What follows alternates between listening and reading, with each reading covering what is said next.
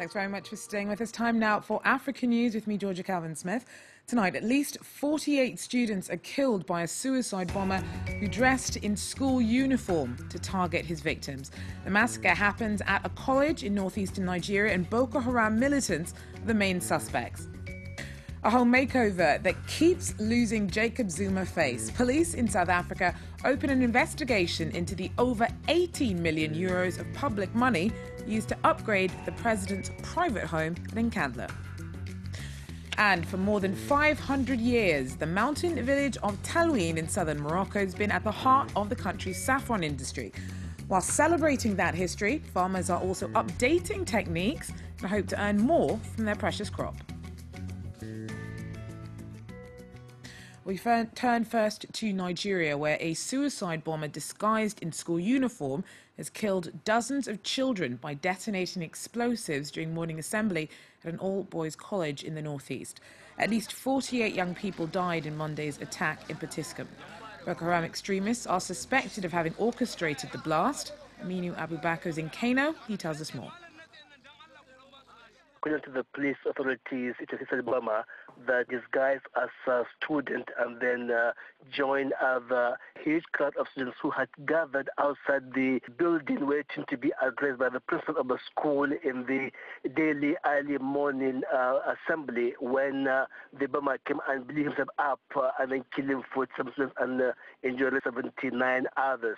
And now at the moment, the hospital is now battling to treat all the wounded and is now in their need of supplies and blood. So Potiskum has actually repeatedly been targeted in deadly attacks that have been blamed on Boko Haram recently. Why is it in the militant site nowadays? Potiskum is known to be the commercial hub of Yobe State, is the economic heartbeat of the state and is commercial hub. And any attack on Potiskum will really be felt all over the state, and as commercial activity will be paralyzed. And Potiskum has also been a scene of killings of Boko Haram suspects by the military and also by the vigilante. And perhaps this could be seen as payback, for the death of suspected Boko Haram members in custody and also by local population. Aminu Abubakar there speaking to me from Kano. In other news, African Union chief and Mauritanian President Mohamed Ould Abdelaziz is in Burkina Faso for urgent talks on what's next for the nation. After the ouster of longtime leader Blaise Compaoré sparked a succession crisis. The AU head met with Colonel Isaac Zida, installed by the army as interim chief. Now, the military is under pressure to return civilian rule, and over the weekend, civil and political leaders agreed on a transitional blueprint ahead of elections scheduled for next year. Now, although Zida brushed aside an AU ultimatum last week, Abdelaziz says that he wasn't there to point the finger at anybody. We are not here to impose sanctions, but to help our Burkinabe brothers find the solutions for themselves, and these solutions will ultimately be decided by the Burkinabe people. They have made the essential steps towards democracy in their country. We can only congratulate and encourage them to finish their transition into serenity, tranquility and peace. It's a makeover that continues to tarnish the image of South Africa's president. The scandal surrounding the use of millions in taxpayers' cash to update President Jacob Zuma's private residence just won't go away. Now, though he insists he doesn't know anything about it and has already been ordered by a judge to pay part of the costs of the refurbishment, on Monday, police confirmed that they'd also launched an investigation. It's news that won't have South Africa's president dancing with joy. Police have confirmed they've launched an investigation into the $23 million refurbishment project at Jacob Zuma's rural home. The tab, picked up by taxpayers, includes the construction of a swimming pool, private clinic and amphitheatre. Zuma's government insists all the refurbishments were security-related, and the president's maintained he had no idea of the costs.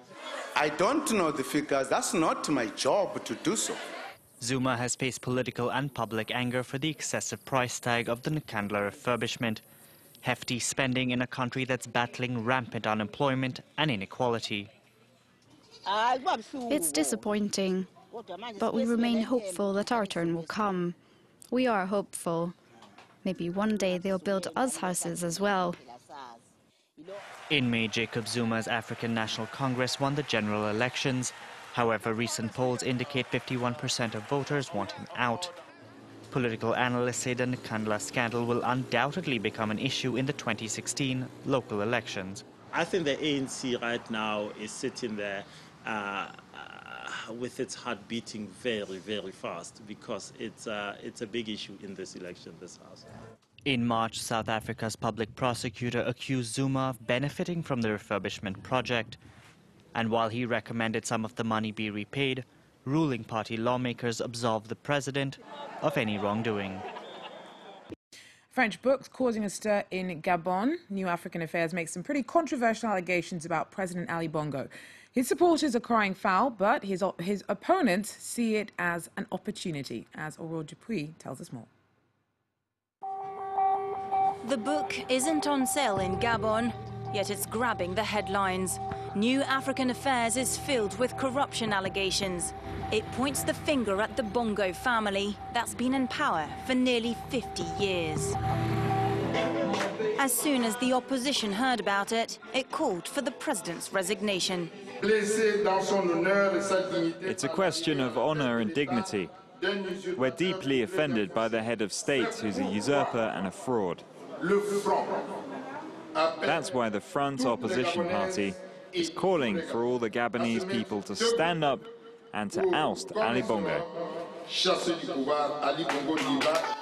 Ali Bongo came to power in 2009 following his father's death. According to the book, on the eve of the election, Bongo Jr. falsified his birth certificate. The French journalist Pierre Péan claims Bongo was born in Nigeria. He was allegedly adopted and settled in Libreville.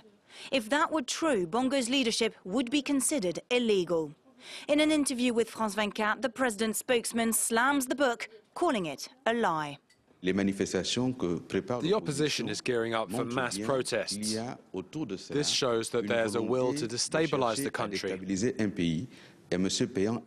Péan gave them the opportunity to dishonor our country and our people. The Gabonese government has decided to sue the French journalist for defamation. Well, finally, we head to the mountain village at the heart of Morocco's red gold industry. And I'm not talking about precious metal, but rather saffron, the precious spice that can fetch astronomical prices on the international market, but doesn't earn those that harvest it very much. Well, efforts are being made to change that. Take a look. It's dawn in the Atlas Mountains of northern Morocco. At Taliouine, it's the traditional time to harvest saffron. The methods haven't changed for hundreds of years. Harvesting this expensive and delicate spice is done by hand. However, efforts to modernize the process have been creeping in. Technological advances and new irrigation systems have helped to bump up crop yields. Hygiene standards have been updated, allowing for better pruning and removal of the saffron heads. These new methods have allowed producers to sell more of the saffron and at a higher price, in theory improving their living conditions. We still need a lot more. Things have improved a bit, but it's still not yet at the level of people's effort, from cultivation up to the stage here. Farm workers make around €9 a day, a sum far below the huge profits generated by the industry. In addition to agricultural shows and ministerial inaugurations, a saffron exchange was created in 2011. Here, they keep the spice locked in safes in order to create a monopoly on the market. Yes, that's the objective, that all the cooperatives should be grouped around Dar Saffran. That way, the House of Saffron makes sure there's a margin for producers. In this rural area, saffron cultivation is one of the only ways to make a living, but it's proved difficult for many to follow the criteria laid down by the saffron exchange. As a result, workers say the produce is sold at a knockdown price at weekly wholesale markets. He said that he doesn't have the power to sell it. The only place left to him is the souk. He says he has no contacts to sell saffron through the House of Saffron or through cooperatives. He has no choice but to sell at the souk. The ancient practices of saffron cultivation may still exist in the Atlas Mountains, but the original Berber producers of this red gold profit very little from the spice, which is the most expensive in the world.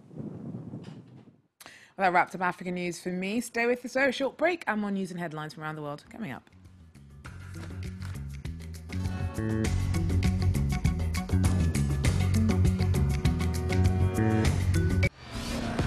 What do you want from your news website? France24.com, giving you easier access to information and faster for a unique experience. France24.com, the international news website.